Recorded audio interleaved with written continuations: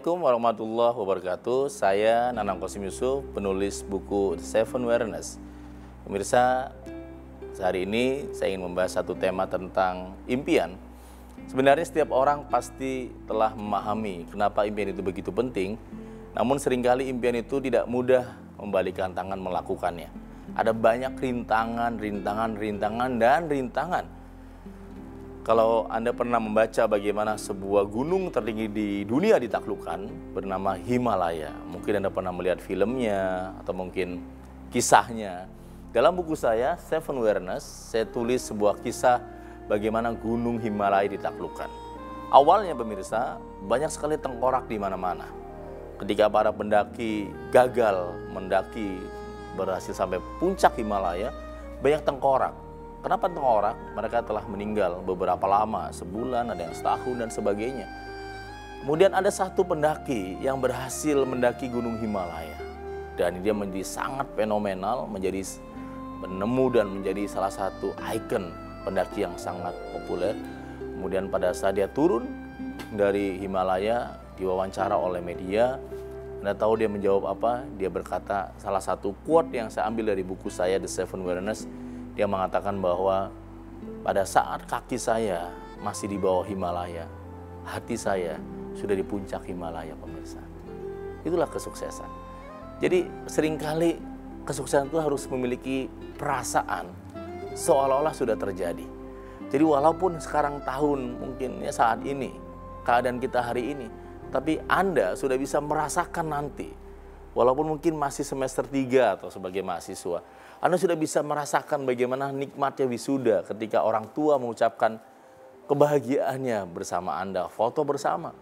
Walaupun mungkin Anda rasanya susah sekali, misalkan divonis oleh dokter, Anda mandul dalam berkeluarga, nggak punya keturunan, tapi Anda bisa membayangkannya, merasakannya, bahwa Anda akan punya sosok bayi yang begitu mewarnai hidup Anda. Itu menjadi salah satu jalan kebahagiaan. Itulah impian.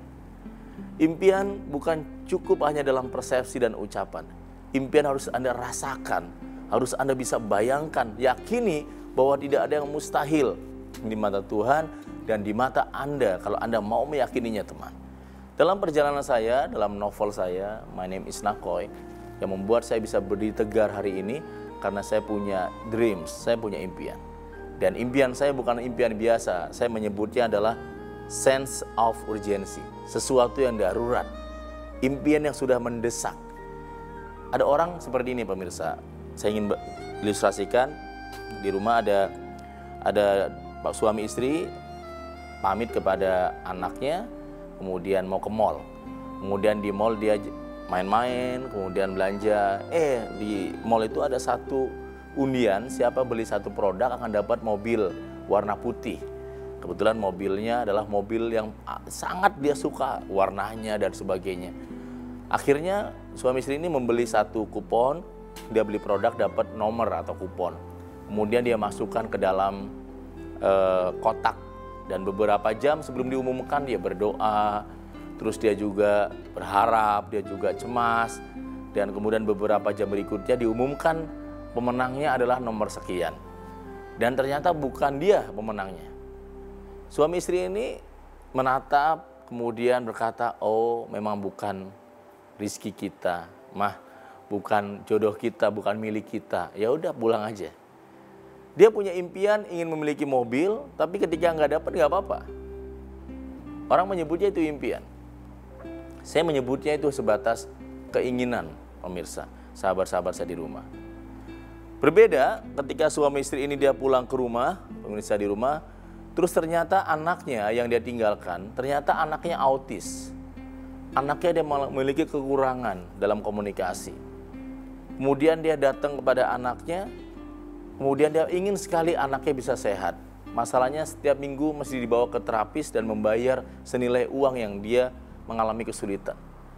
Impian yang kedua inilah yang saya sebut sebagai sense of urgency. Ketika impian sebatas persepsi, impian sebatas keinginan, maka Anda akan mudah mencari pembenaran, teman. Anda akan begitu lemah terhadap impian Anda. Tapi ketika impian pemirsa menjadi sebuah alasan yang sangat darurat buat Anda berubah, maka saya percaya no one can stop you. Tidak ada satu orang pun yang mau dan bisa menghentikan gairah Anda mencapai impian tersebut.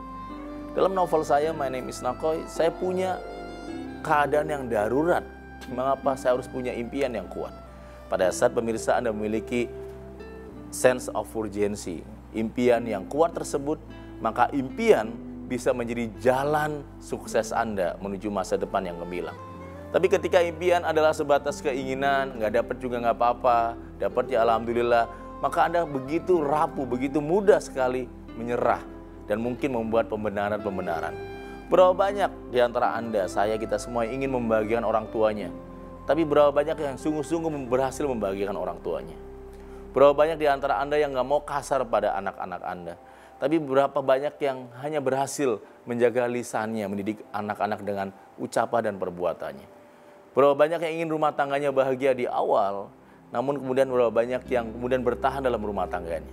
Kenapa bisa seperti itu? Karena mereka punya sense of urgency, impian yang mendesak.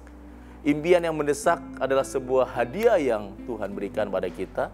Dan kalau Anda bisa merawatnya benar-benar, maka I believe, saya percaya, impian itu menjadi jembatan emas menuju sukses di atas rata-rata.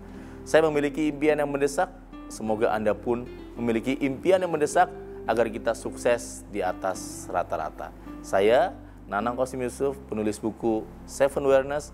Wassalamualaikum warahmatullahi wabarakatuh.